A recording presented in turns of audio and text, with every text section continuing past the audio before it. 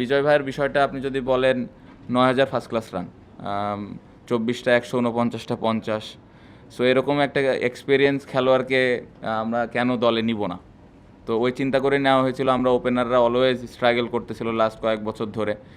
জয়, জাকির কিছু কিছু ম্যাচ ভালো করেছে, বাট তারপরে দেখা গেছে যে ওইরকম কন্ট্রিবিউট করতে পারেনি। তো আমরা এরকম একজন এক্সপিরিয়েন্স খেলোয়াড় খুঁজতেছিলাম যার পেছনে অনেক রান আছে, যে কিনা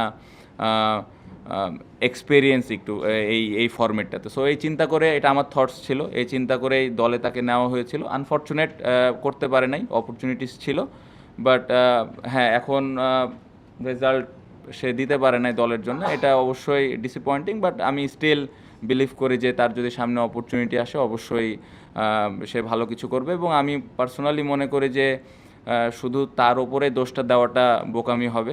অ্যাজ এ টিম হিসেবে আমরা আসলে এই ম্যাচটা ভালো খেলিনি।